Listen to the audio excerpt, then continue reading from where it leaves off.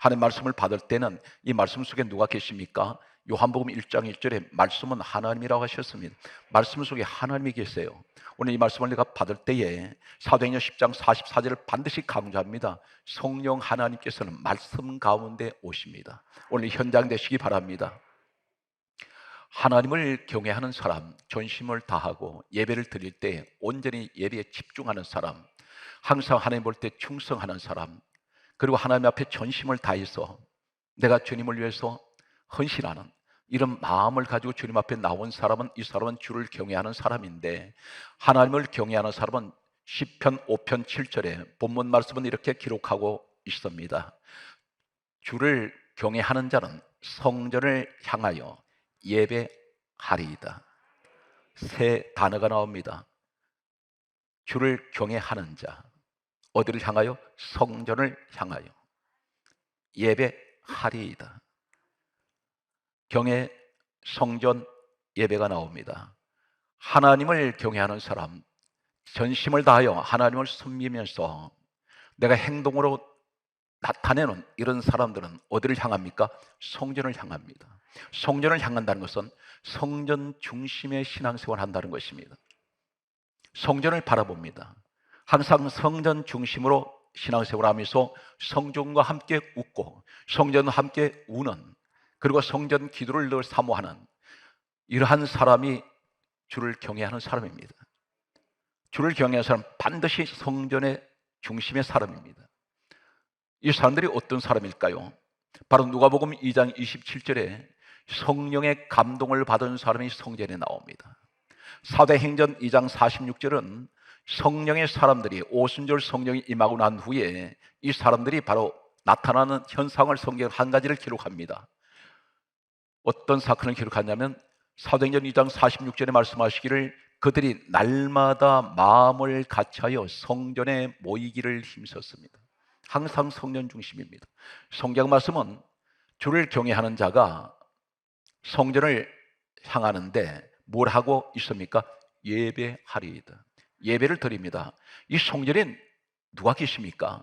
성경 말씀은 이렇게 기록합니다. 시편 11편 4절 말씀 보면 성전에 여호와 하나님이 계신다 있습니다. 내가 하나님을 뵈러 왔습니다. 이것이 예배입니다. 그럼 하나님은 어떤 물체를 가지고 있습니까? 형체가 있습니까? 아닙니다. 요한복음 4장 23절에 하나님은 영이십니다. 눈에 보이지 않는, 육의 눈으로는 보이지 않습니다. 그럼 분명히 우리 하나님은 영이신 하나님 이 자리에 와 계십니다. 여러분 예배를 받으실 것입니다. 주를 경외하는 사람들이 여러분들입니다. 오늘 예배를 받으시는데 성경 말씀은 이렇게 기록하고 있습니다. 오늘 이 예배가 얼마나 중요하냐면 예수님께서 이 땅에 오셔서 33세를 계시는 동안에 단 한 번 예배에 관한 말씀을 하신 적이 있습니다. 너무나 귀한 말씀이라는 것입니다. 여러 번 강조하지도 않으셨습니다. 한 번 말씀하셨는데 이 말씀이 사마리아 우물가에 한 여인을 만나셨을 때 하신 말씀 가운데 요한복음 4장 23절에서 24절이 다음 같은 말씀을 하고 계십니다. 신령과 진정, 영과 진리로 예배할지니 아버지께서는 이렇게 예배하는 자를 찾으시느니라. 영과 진리, 말씀, 성령, 그리고 오직 예수 그리스도로 예배하는 사람. 오늘 사랑하는 성도들, 여러 가지 걱정, 근심, 염려가 산적해 있습니다. 그러나 예배 시간, 이 시간만큼은 완전히 오늘 말씀에 빠져들어가는 예배에 집중하는 시간 되십시오. 일단 근심을 내려놓으세요. 내려놓으시면 가지고 갈 일이 없습니다. 버리고 가십시오. 오늘 예배를 듣다가 말씀으로 천지를 창조하신 우리 하나님의 역사는 이 자리도 나타나실 것입니다. 오늘 성경 말씀은 이렇게 기록하고 있습니다.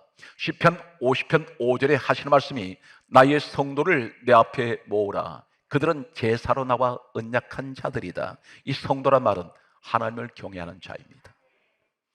경건한 예배를 드린 사람입니다. 오늘 성경 말씀을 이제 우리 사랑하는 성도 여러분, 힘들고 어려운 시간들을 누구나 다 지금 온 세상의 모든 사람들은 똑같이 동일한 고통을 겪으면서 이 시간이 빨리 지나가기를 우린 기대하면서 오늘 또 이 시간 우리 함께 예배를 드리고 있습니다. 여러분에게 오늘 말씀을 통해서 하나님을 경외할 때 오늘 여러분들에게 어떤 축복이 주어지고 있는지를 들으시고 위로받으시기 바랍니다. 그리고 어떤 일이 있어도 성전 예배의 성공자가 되십시오. 이 사람들이 바로 하나님을 경외하는 사람들입니다.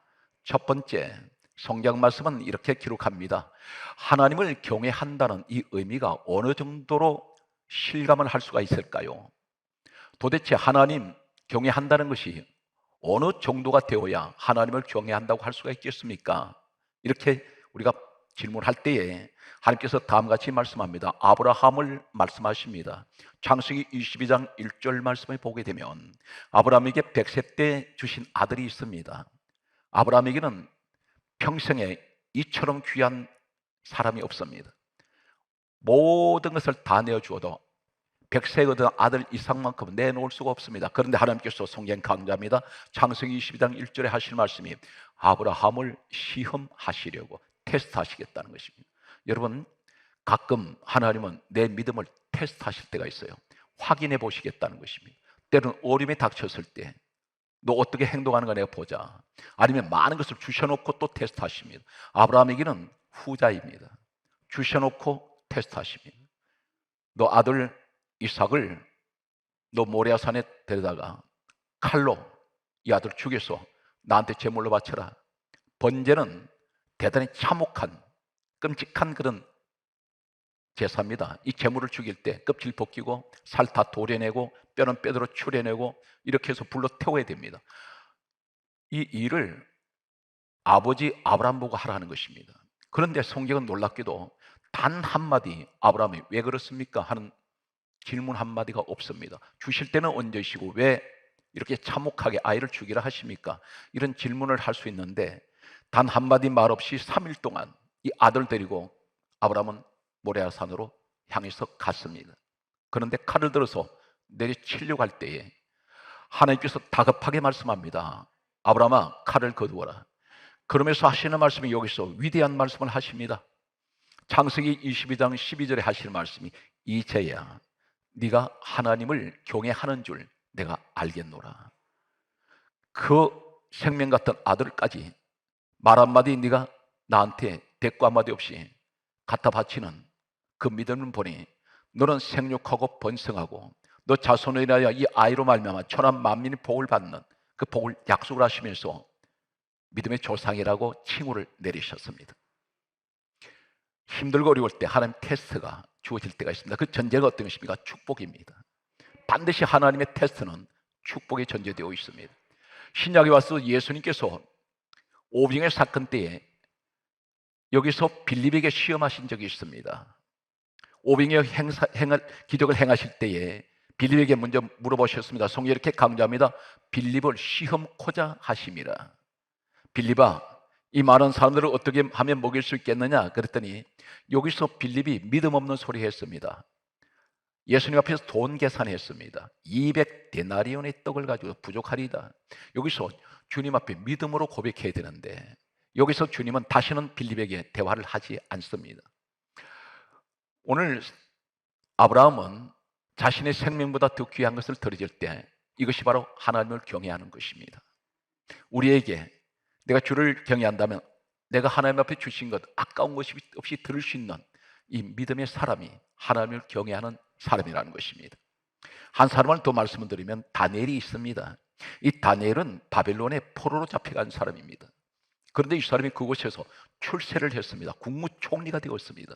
이 젊은 나이 국무총리가 된 이 다니엘은 이곳에서 부귀 영화를 한 몸에 누리고 있습니다. 그런데 이 바벨론의 본토 정치가들이 이 다니엘을 시기했습니다.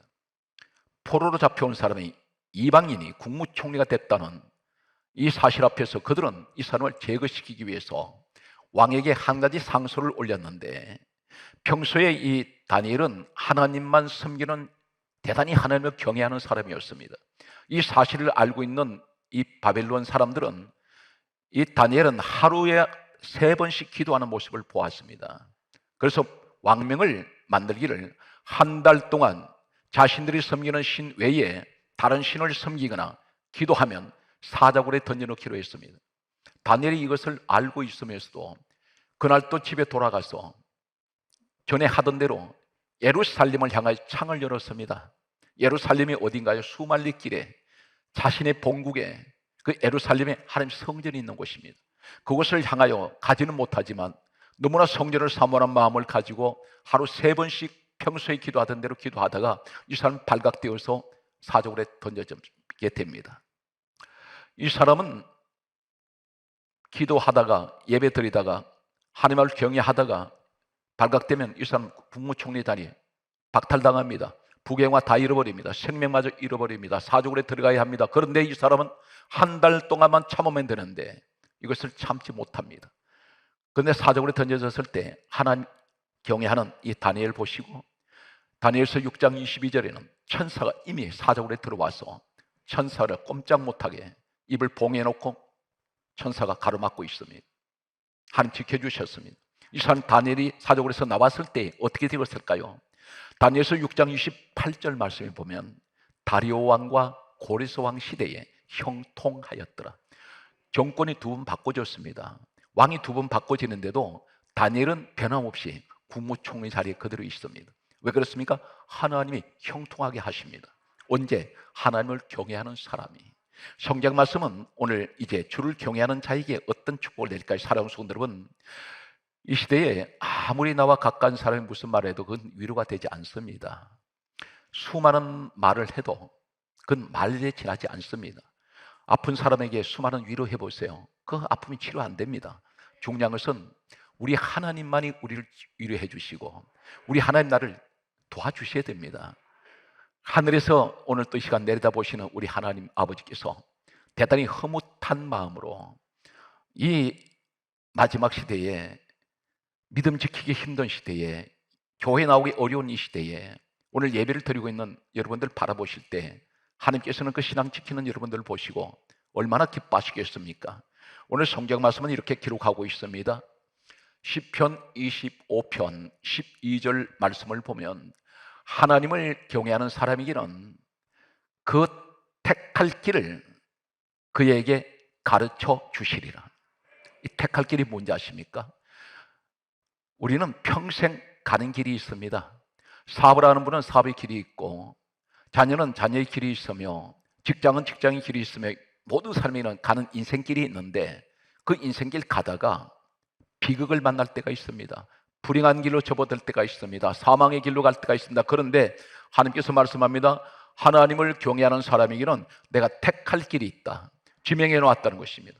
정해 놓았다는 것입니다. 하나님이 만들어 놓았다는 것입니다. 거길 가게 만든다는 것입니다. 이 길은 생명의 길이요, 축복의 길이요, 구원의 길이요, 은혜의 길입니다. 이 길이 바로 주님을 따라가면 천국 길입니다. 하나님이 택할 길 만들어 놓으시면 누구도 그 자리 그 길 못 옵니다. 하나님이 함께하고 계시기 때문입니다. 그러면서 하시는 말씀이 가르쳐 주시리라. 가르치신다는 것입니다. 내가 이쪽 길 가려니까 하나님 보실 때 그 길 가면 안 돼. 그 길 가면 큰일 난다. 그래서 내 생각은 다르게 다른 길로 털어버리십니다. 하나님 방향 전환을 시키신다는 것입니다. 여러분들이 노아의 방주 사건을 기억하십니까? 이 거대한 방주에 하나님께서 이 구원의 방주 안에 하나 안 주신 것이 있습니다. 핸들을 안 주셨습니다. 키가 없습니다. 노가 없습니다. 왜 그렇습니까? 그 노는, 그 키는 내가 잡고 있으면 하나님이 운전하세요. 내 인생길을 하나님이 운전하시도록 그 운전대를 하나님께 맡기시는 우리 성도 되시기 바랍니다. 성경 말씀을 보게 되면 동방 박사들이 마태복음 2장 11절에서 12절 말씀에 보면 예수님을 만나러 왔습니다. 수말레 길 걸어서 왔는데 이 사람들 단 한 번 예배 드리기 위해서 왔습니다. 성경 말씀은 마태복음 2장 11절에 집에 들어가 아기 예수께 엎드려 경배하고 그는 하나님을 경외했습니다. 빌립보서 2장 6절에 예수님이 하나님 본체세요. 그분께 경배하고 경외했더니 바로 12절에 뭐라 말씀합니까? 하나님께서 간섭하세요. 다른 길로 돌아가라 지시하세요. 예수님을 만난 사람은 하나님이 방향을 지시하시고 다른 길을 만들어 주십니다. 그 길은 아무도 알지 못하는 길입니다. 오늘 사랑하는 성도 여러분, 힘들고 어렵더라도 항상 주를 경외하면서 예배의 성공자가 되십시오. 오늘 이 현장이 되시기 바랍니다. 오늘 영상으로 예배드리고 오늘 현장에서 성전에서 예배드리는 모든 분들에게 오늘 동일한 하나님을 경외하시는 자의 축복이 함께 하시기 바랍니다. 성경 말씀은 계속해서 이렇게 말씀하고 있습니다. 하나님을 경외하는 사람은 시편 25편 13절에 다음같이 말씀하고 있습니다. 그의 영혼은 평안하게 살고 그 자손은 땅을 상속하리로다. 영혼이 평안합니다. 영혼이 평안하면 만사가 평안해집니다. 왜 그렇습니까? 내 영혼이 평안하게 되면 요한 3서 2절은 이렇게 말씀합니다. 내 영혼이 잘됨 같이 범사가 잘되고 강건하기를 바란다. 오늘 무엇을 말합니까? 내 영혼이 잘되면, 내 영혼이 평안해지면, 어떤 사람에게, 하나님을 경외하는 사람에게 영혼의 평안이 왔을 때 범사는 자동적으로 풀어져 버리고 강건해진다는 것입니다. 그러면서 자손이 땅을 상속하신다 했습니다. 상속은 돈을 주고 사는 것이 아니라 그냥 물려주시는 겁니다. 하나님이 그렇게 말씀합니다. 여기에 온갖 비결이 다 들어있습니다. 하나님을 기쁘시게 하는 사람, 하나님이 가장 가까이 하는 사람, 그가 누구인가요? 주를 경외하는 사람입니다. 이 사람에게 자손의 축복이 있다는 것입니다. 그 부모가 늘 하나님을 경외하고 예배 성공자가 되어서 성전을 향하여 예배하는 이 사람을 통하여 하나님께서는 그 자손에게 땅을 상속하신다는 말은 이 땅에서 땅에 사는 동안에 자손이 번성하는 축복이 있다는 것입니다. 성경 말씀은 계속 이렇게 말씀하고 있습니다. 하나님을 경외하는 사람에게는 시편 25편 14절 말씀에 다음같이 말씀하고 있습니다. 여호와께서 친밀하심이 대단히 가까운 사람이 있다는 것입니다. 여호와의 친밀하심이 누구에게 있습니까? 여호와를 경외하는 사람에게 있음이로다. 늘 하나님 앞에 전심으로, 늘 하나님, 제가 가진 내 마음, 내 모든 것을 하나님을 위해서 내가 드려지는 그 신앙생활은, 늘 주님만 바라보는 이 신앙생활, 성전신앙, 예배하는 이 신앙은 하나님께서 말씀합니다. 너는 내게 가장 가까이 있는 사람이야. 가장 친밀한 사람. 이 사람이 여호와를 경외하는 사람이라는 것입니다. 오늘 성경 말씀은 다음같이 또 말씀하고 있습니다. 시편 34편 7절 말씀에 보면 다음같이 기록합니다. 여호와를 경외하는 사람은 천사가, 여호와의 천사가 둘러 진을 치며 건지시는도다. 여호와의 천사가 여호와를, 하나님을 경외하는 사람을 둘러 진친다는 말이 무슨 말입니까? 천사 한 명이 아니라 천사가, 수를 헤아릴 수 없는 천사가 나를 두르고 있습니다. 누가 가까이 해치지 못합니다. 그리고 진을 친다 있습니다. 떠나지 않는다는 것입니다. 항상 진을 치고 내 주변에 있습니다. 우리를 지켜주신다는 것입니다. 그러면서 하시는 말씀은 이렇게 말씀하고 있습니다. 건지시는도다. 천사가 건져줍니다. 이 천사가 누구인가요? 바로 히브리서 1장 14절에 모든 천사들은 부리는 영이라 했습니다. 하나님이 보내주셨습니다. 뭘 하라고? 우리를 지켜주라고. 그래서 위기에 빠졌을 때 건져내버립니다. 오늘 이것이 하나님을 경외하는 자에게 주시는 축복이었습니다. 성경 말씀은 다음같이 이렇게 기록하고 있습니다. 시편 34편 9절은 다음같이 말씀합니다. 너희 성도들아, 이 성도들의 말이 또 등장하는데, 너희 성도들아, 이 말은 주를 경외하는 자들아, 하나님 앞에 헌신하는 자들아, 하나님 앞에 성전을 향하여 예배하는 자들아, 그렇게 말씀하시면서 여호와를 경외하라. 여호와를 경외하는 자는 부족함이 없으리로다. 오늘 사랑하는 성도 여러분, 이 주옥 같은 하나님의 말씀을 마음에 받으시고 마음에 새기십시오. 이사야 33장 6절은 이렇게 말씀하고 있습니다. 여호와를 경외함이 너희 보배니라. 세상에서 가장 보배가 뭐냐면 하나님을 경외하는 것이 보배라는 것입니다. 이것이 천국의 보배입니다. 얼마나 보람 있는지 아십니까? 하나님을 내가 감히 섬길 수 있다는 것, 하나님이 나를 통하여, 내가 가진 것을 통하여 하나님께서 영광 받으시기 위해서 오늘 또 나를 이 자리, 예배 자리에 앉혀놓으셨다는 것, 얼마나 큰 축복인지 모릅니다. 하나님이 사람을 천지 창조하실 때 지으신 목적이 우리에게 지금 그대로 적용됩니다. 이사야 43장 21절에 이 백성은 내가 나를 위하여 지었나니 나를 찬송하게 하려 함이라. 하나님께 예배드리기 위해서, 하나님을 섬기기 위하여. 이 찬송이란 말은 하나님께 예배, 섬기는 것, 경외를 말합니다. 오늘 성경 말씀은 이렇게 계속해서 기록하고 있습니다. 레위기서 26장 2절 말씀에 다음같이 말씀을 합니다. 너희는 내 안식일을 지키며 내 성소를 경외하라. 이 성소가 성전입니다. 성전을 통해서 항상 하나님 높입니다. 하나님께 영광을 돌립니다. 이 사람은 반드시 이 하나님이 경외하는 자의 축복이 주어집니다. 하나님의 축복은 계속됩니다. 주목하십시오. 그리고 귀를 나팔귀같이 크게 여시기 바랍니다. 너무 귀한 말씀입니다. 시편 111편 10절 말씀에 우리에게 이렇게 말씀합니다. 여호와를 경외함은 지혜의 근본이다. 이 근본의 말은 시작이란 뜻입니다. 뿌리란 말입니다. 처음이란 말입니다. 그것이 무엇입니까? 우리가 인생을 살아갈 때 지혜가 있어야 돼요. 사업을 하는 사람도 지혜가 있어야 됩니다.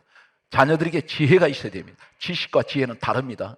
공부는 많이 했는데 지식은 많은데 지혜가 부족한 사람이 있습니다.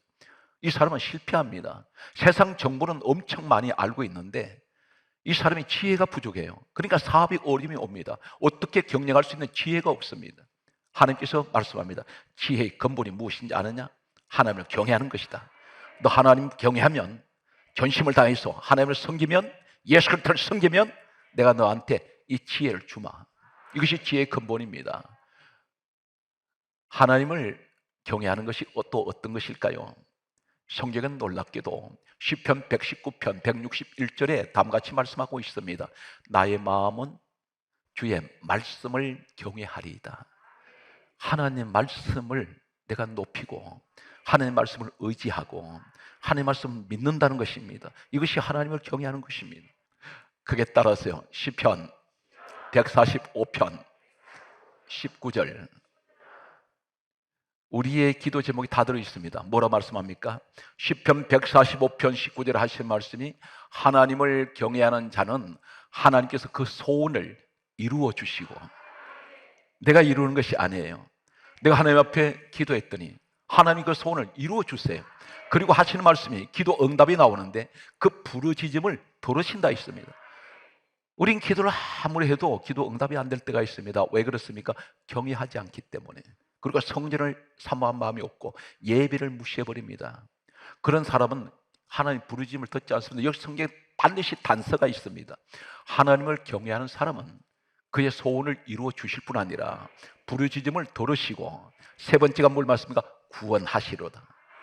세 가지가 하나님을 부르짖는 기도 응답, 그리고 여기서 소원, 구원 다 이루시는 것은 하나님을 경외하는 사람을 통해서 주시겠다는 것입니다.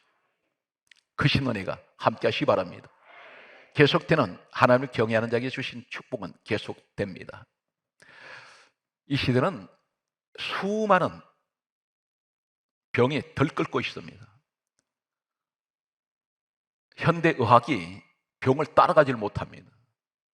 계속해서 코로나 바이러스 한 가지만 해도 계속해서 이 변이 바이러스가 계속해서 발생하고 있습니다. 한 가지 약품을, 백신을 개발했더니 또 다른 변이가 또 발병하고 있습니다. 지금 이 코로나 바이러스 전염병에 묻혀서 다른 전염병이 지금 이 국내에 발병하고 있어도 지금 그것은 별로 관심 없습니다. 그런데 우리 작은 체구에 수많은 문제들이 산더미처럼 밀려 들어오는데 온갖 질병들이 잠복하고 있습니다. 그런데 하나님께서 건강을 책임지는 사람이 있습니다. 그 사람이 누구인가요? 성경 말씀은 우리에게 다음 같은 말씀을 하고 있습니다. 잠언 10장 27절에 말씀하시기를 하나님을 경외하는 자는 장수하느니라. 이 장수는 건강을 보장하시겠다는 것입니다. 하나님께서 장수를 약속을 하신 분이 하나님을 경외하는 사람입니다. 하나님을 열심히 섬깁니다. 하나님 앞에 충성 다합니다. 진실합니다. 경건합니다. 이런 마음으로 하나님 앞에 예배를 드릴 때 하나님께서는 그 사람의 예배를 받으시고, 그래서 장수의 복을 내리십니다. 하나님을 경외하는 축복이 또 한 가지 보화처럼 있는데, 이 보화가 어떤 것인가요? 잠언 22장 4절 말씀에 보면 놀라운 말씀을 우리에게 하고 있습니다. 겸손과 하나님을 경외하는 자의 보상이 있습니다. 넌 이 땅에서 너 나 높이고 너 나 위해서 살면, 나를 위해서 충성하면, 한마디로 너 나 위해서 올인하면, 인생의 목적이 예수 그리스도께 주어지면 내가 너한테 세 가지를 주마. 그것이 잠언 22장 4절입니다. 그리고 항상 교만하지 말고 겸손해라. 낮아진 자리에서 예배드리는 사람이 경외하는 사람입니다. 여기서 세 가지가 뭘까요? 강조하겠습니다. 여러분이 가장 좋아하시는 말씀이 있습니다. 잠언 22장 4절에 재물, 거기에서 재물과 영광과 생명이니라. 이것이 보상입니다. 성경은 분명히 이렇게 약속하고 있습니다. 내가 그거 주마. 그러니까 이것이 뭡니까? 영적 축복, 육적 축복이 다 포함된 거예요. 하나님만 섬기며. 그래서 여러분 반드시 기도하실 때 첫 마디가 하나님 영광 받으세요. 제가 구하는 이 기도가 우리 아버지 하나님 영광 받으시기 위한 기도로 드려지기 원합니다. 그런 기도 꼭 고백하시기 바랍니다. 마지막 말씀의 결론이 되겠습니다. 전도서 8장 12절에 여호와를 경외하는 사람은 크게 따라서 잘 될 것이요. 너무 실감이 안 납니다. 따라서 여호와를 경외하는 사람은 따라서 잘 될 것이요.